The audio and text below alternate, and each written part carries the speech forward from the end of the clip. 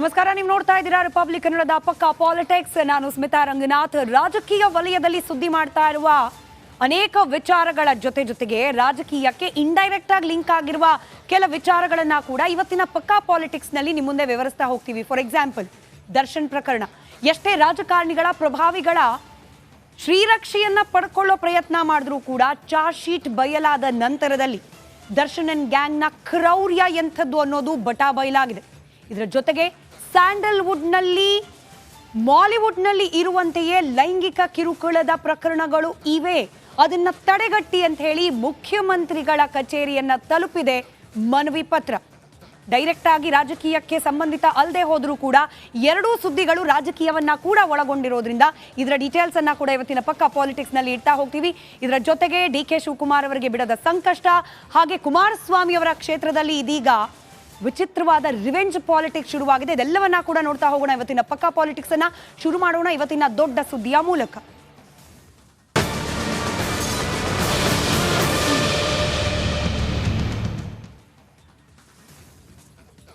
Republic ಕನ್ನಡದ ಬಳಿಯಲ್ಲಿ ರೇಣುಕಾ ಸ್ವಾಮಿ ಹಾಗೆ ಪವಿತ್ರ ಗೌಡ ನಡುವಿನ ಚಾಟಿಂಗ್ ಡೀಟೇಲ್ಸ್ ಲಭ್ಯವಾಗಿದೆ.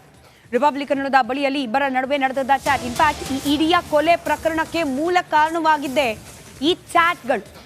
ಇನ್ಸ್ಟಾಗ್ರಾಮ್ನಲ್ಲಿ ಕಳುಹಿಸಿದ ಸಂದೇಶಗಳೇ ಇಡೀ ಪ್ರಕರಣಕ್ಕೆ ಮೂಲ ಕಾರಣ. ಹೇಗೆ ಶುರುವಾಯಿತು ಮಾತುಕತೆ, ಹೇಗೆ ಟ್ರ್ಯಾಪ್ ಮಾಡಿದ್ಲು ಪವಿತ್ರ ಗೌಡ ರೇಣುಕಾ ಸ್ವಾಮಿಯನ್ನ, ಇದೆಲ್ಲದರ ಕಂಪ್ಲೀಟ್ ಡೀಟೇಲ್ಸ್ ರಿಪಬ್ಲಿಕ್ ಕನ್ನಡಕ್ಕೆ ಲಭ್ಯವಾಗಿದೆ. ಇನ್ಫ್ಯಾಕ್ಟ್ ಪವಿತ್ರ ಗೌಡ ಹೆಸರಲ್ಲಿ ಚಾಟ್ ಮಾಡ್ತಾ ಇದ್ದಿದ್ದು ಪವನ್ ಅನ್ನೋ ಮತ್ತೊಂದು ಆಂಗಲ್ ಇದೆ. ಅದ್ರ ಬಳಕೆ ಆಗ್ತಾ ಇದ್ದಿದ್ದು ಇದೇ ಪವಿತ್ರ ಗೌಡ. ಇಲ್ಲಿ ಈ ಕೊಲೆ ಪ್ರಕರಣದ ಆರೋಪಿ ಸಂಖ್ಯೆ 1 ಪವಿತ್ರ ಗೌಡ. ಆಕೆಯ ಅಕೌಂಟ್ನಿಂದ ರೇಣುಕಾ ಸ್ವಾಮಿ ಅಕೌಂಟ್ ನಡುವೆ ನಡೆದಂತಹ ಸಂಭಾಷಣೆಯ ಡೀಟೇಲ್ಸ್ ರಿಪಬ್ಲಿಕ್ ಕನ್ನಡಕ್ಕೆ ಲಭ್ಯವಾಗಿದೆ. ಇವರಿಬ್ಬರ ನಡುವೆ ನಡೆದ ಚಾಟ್, ಮರ್ಡರ್, ಈ ವಿಚಾರಕ್ಕೆ ಸಂಬಂಧಪಟ್ಟಂತೆ, ಅಂದ್ರೆ ಈ ಕೊಲೆ ಹಂತಕ್ಕೆ ಹೋಗುವ ವಿಚಾರಕ್ಕೆ ಸಂಬಂಧಪಟ್ಟಂತೆ ಇದು ಬಹಳ ಮುಖ್ಯ ಪಾತ್ರವನ್ನ ನಿರ್ವಹಿಸುತ್ತೆ. 2024 ಜೂನ್ 5 ಇಬ್ಬರ ನಡುವೆ ಆಗಿದೆ ಚಾಟಿಂಗ್. ರೇಣುಕಾ ಸ್ವಾಮಿ ಹಾಗೆ ಪವಿತ್ರ ಗೌಡ ಮಾಡಿದ್ದ ಚಾಟ್ನ ಡೀಟೇಲ್ಸ್, ಇನ್ಸ್ಟಾಗ್ರಾಮ್ನ ಡೀಟೇಲ್ಸ್ ನೀವು ದೃಶ್ಯದಲ್ಲೂ ಕೂಡ ಗಮನಿಸ್ತಾ ಇದ್ದೀರಿ. ಪವಿತ್ರ ರೇಣುಕಾ ಬಳಿಯಲ್ಲಿ ವಾಟ್ಸ್ಆಪ್ ಚಾಟ್ ಕೂಡ ಮಾಡಿದ್ಲು ಅನ್ನೋ ಮಾಹಿತಿ ಇದೆ. ತನ್ನ ನಂಬರ್ ಅಂತ ಹೇಳಿ ಪವನ್ ನಂಬರ್ ನೀಡಿದ್ಲು ಪವಿತ್ರ ಗೌಡ. ಪವನ್ ನಂಬರ್ನಿಂದ ರೇಣುಕಾ ಸ್ವಾಮಿ ಚಾಟಿಂಗ್ ಆರಂಭ. ತಾನು ಪವಿತ್ರ ಅಂತ ಹೇಳಿ ಪವನ್ ಮಾಡಿದ ಚಾಟ್, ಅದರ ಡೀಟೇಲ್ಸ್ ರಿಪಬ್ಲಿಕ್ ಕನ್ನಡಕ್ಕೆ ಲಭ್ಯವಾಗಿದೆ. ದೃಶ್ಯದಲ್ಲಿ ಗಮನಿಸ್ತಾ ಇದ್ದೀರಿ ಸ್ಕ್ರೀನ್ನ ಮೇಲೆ ಯಾವ ರೀತಿಯಾಗಿ ರೇಣುಕಾ ಸ್ವಾಮಿ ಹಾಗೆ ಪವಿತ್ರ ಗೌಡ ನಡುವೆ ಸಂಭಾಷಣೆಗಳಾಗ್ತಾ ಹೋಯ್ತು ಅಂತ ಹೇಳಿ. ಹಾಯ್ ಅನ್ನೋ ಮಾತಿನಿಂದ ಪ್ರಾರಂಭವಾಗುತ್ತೆ ಈ ಸಂಭಾಷಣೆ. ರೇಣುಕಾ ಸ್ವಾಮಿ ಕಡೆಯಿಂದ ಹಾಯ್, ಅದಕ್ಕೆ ಪವಿತ್ರ ಗೌಡ ಅಕೌಂಟಿಂದಲೂ ಕೂಡ ಹಾಯ್ ಅನ್ನೋ ರಿಪ್ಲೈ.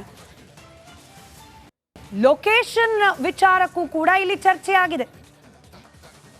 ನಾನು ಲೊಕೇಶನ್ ಕಳಿಸ್ತೀನಿ, ಯಾವಾಗ ಬರ್ತೀಯಾ ಅನ್ನೋ ಪ್ರಶ್ನೆ ಪವಿತ್ರ ಗೌಡ ಅಕೌಂಟ್ನಿಂದ. ರೇಣುಕಾ ಸ್ವಾಮಿ ಓಕೆ ಕಳಿಸು, ಯಾಕೆ ಬರ್ಬೇಕು ನಾನು ಅಂತ ಕೂಡ ಹೇಳು ಅಂತ ಹೇಳಿ.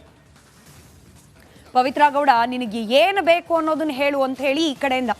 ರೇಣುಕಾ ಸ್ವಾಮಿ ನಿನಗೇನು ಬೇಕು ಅಂತ ಹೇಳು, ನೀನೇನೆ. Pavithra Gowda photo send me. Renuka Swamy ನೀನು ನನ್ನ ನಂಬರ್ನ ಹಾಗೆ ನನ್ನ ಪಿಕ್ನ ಯೂಸ್ ಮಾಡ್ತಾ ಇದೆಯಾ, ಮಿಸ್ಯೂಸ್ ಮಾಡಿದ್ರೆ ನಾನು ಏನು ಮಾಡಲಿ ಅಂತ ಹೇಳು, ನೀನು ನನ್ನ ಏನು ಎಕ್ಸ್ಪೆಕ್ಟ್ ಮಾಡ್ತಿದ್ಯಾ ನನ್ನಿಂದ ಅಂತ ಹೇಳು ಅಂತ ಹೇಳಿ ರೇಣುಕಾ ಸ್ವಾಮಿ ಮೊಬೈಲ್ನಿಂದ ಮೆಸೇಜ್ಗಳು ಹೋಗಿರೋದು. ಅದಕ್ಕೆ ಪವಿತ್ರ ಗೌಡ ಮೊಬೈಲ್ನಿಂದಲೂ ಕೂಡ ಚಾಟ್ ರಿಪ್ಲೈ. ನೀನೇನು ಎಕ್ಸ್ಪೆಕ್ಟ್ ಮಾಡ್ತಿದ್ಯಾ ಹೇಳು ಅಂತ. ರೇಣುಕಾ ಸ್ವಾಮಿ ಫಸ್ಟ್ ನೀನು ಹೇಳು ಅಂತ. ಹಿಂಗೆ ನಡೆದಿದೆ ಸಂಭಾಷಣೆ. ಇದು ಪವಿತ್ರ ಗೌಡ ಹೆಸರಲ್ಲಿ ಪವನ್ ನಡೆಸಿರುವ ಸಂಭಾಷಣೆ ಅಂತ ಹೇಳಲಾಗ್ತಾ ಇದೆ. ಈ ರೀತಿ ಒಂದಕ್ಕೊಂದು ಮೆಸೇಜ್ಗೆ ರಿಪ್ಲೈ ಮಾಡ್ತಾ ರೇಣುಕಾ ಸ್ವಾಮಿಯನ್ನ ಬೇಕಂತ ಪ್ರಚೋದಿಸಿ ಕೊಲೆ ಹಂತಕ್ಕೆ ತೆಗೆದುಕೊಂಡು ಹೋಗಲಾಯ್ತಾ. ಇಡೀ ಪ್ರಕರಣ ಅನುಮಾನ ಬಲವಾಗ್ತಾ ಇದೆ. ನೀವು ದೃಶ್ಯದಲ್ಲಿ ಗಮನಿಸ್ತಾ ಇದ್ದೀರಿ ಗ್ರಾಫಿಕ್ ರೆಪ್ರೆಸೆಂಟೇಷನ್ ಅಲ್ಲಿ ಹೆಂಗೆ ಎರಡು ಅಕೌಂಟ್ಗಳ ನಡುವೆ ವಾಟ್ಸ್ಆಪ್ ಮೆಸೇಜ್ಗಳು ಹರಿದಾಡಿದೆ, ಹೇಗೆ ಎಕ್ಸ್ಚೇಂಜ್ ಆಗಿದೆ ಅಂತ ಹೇಳಿ. ಪವಿತ್ರ ಗೌಡ ಬೇಕಂತಲೇ ಈ ಚಾಟಿಂಗ್ ಅನ್ನ ಮುಂದುವರಿಸಿಕೊಂಡು ರೇಣುಕಾ ಸ್ವಾಮಿಯನ್ನ ಕೆಡ್ಡಕ್ಕೆ ಕೆಡವಿ ನಂತರದಲ್ಲಿ ದರ್ಶನ್ ಅಂಡ್ ಗ್ಯಾಂಗ್ನ ಮುಂದೆ ಈ ಪ್ರಕರಣವನ್ನ ತೆಗೆದುಕೊಂಡು ಹೋದ್ಲಾ, ಪ್ರವೋಕ್ ಮಾಡಿದ್ಲ ಪವಿತ್ರ ಗೌಡ ರೇಣುಕಾ ಸ್ವಾಮಿಯನ್ನ. ಅಶ್ಲೀಲ ಮೆಸೇಜ್ಗಳನ್ನ ಕಳಿಸ್ತಿದ್ದ ಅನ್ನೋದು ಗೊತ್ತಿರೋ ವಿಚಾರವೇ. ಬ್ಲಾಕ್ ಮಾಡೋ, ರಿಜೆಕ್ಟ್ ಮಾಡೋ, ಇಗ್ನೋರ್ ಮಾಡೋ ಬಿಡಬಹುದಾದ ವಿಚಾರವನ್ನ ಬೇರೆಯವರ ಹೆಸರಲ್ಲಿ ಚಾಟ್ ಮಾಡುವ ಮೂಲಕ ಪವನ್ ಇದು ಕೊಲೆಯೇ ಆಗಬೇಕು ಅನ್ನೋ ಹಂತಕ್ಕೆ ತೆಗೆದುಕೊಂಡು ಹೋದ್ನ ಅನುಮಾನ ಬಲವಾಗ್ತಾ ಇದೆ. ಕಂಪ್ಲೀಟ್ ಚಾಟ್ನ ಡೀಟೇಲ್ಸ್ ಅನ್ನ ನೀವು ಸ್ಕ್ರೀನ್ ಮೇಲೆ ಗಮನಿಸ್ತಾ ಇದ್ದೀರಿ. ಇದರ ಮತ್ತಷ್ಟು ಡೀಟೇಲ್ಸ್ ನಮ್ಮ ಪ್ರತಿನಿಧಿ ಸುನಿಲ್ ಧರ್ಮಸ್ಥಳ ನೀಡ್ತಾ ಹೋಗ್ತಾರೆ, ನೇರ ಸಂಪರ್ಕದಲ್ಲಿದ್ದಾರೆ. ಸುನಿಲ್, ಪವನ್ ಚಾಟ್ ಮಾಡಿದ್ನೋ ಪವಿತ್ರ ಗೌಡನೋ, ಒಟ್ನಲ್ಲಿ ಚಾಟ್ ಡೀಟೇಲ್ಸ್ ಲಭ್ಯವಾಗಿರೋದು ಪವಿತ್ರ ಗೌಡ ಹೆಸರಲ್ಲಿ, ರೇಣುಕಾ ಸ್ವಾಮಿ ಜೊತೆಯಲ್ಲಿ ನಡೆದ ಸಂಭಾಷಣೆ.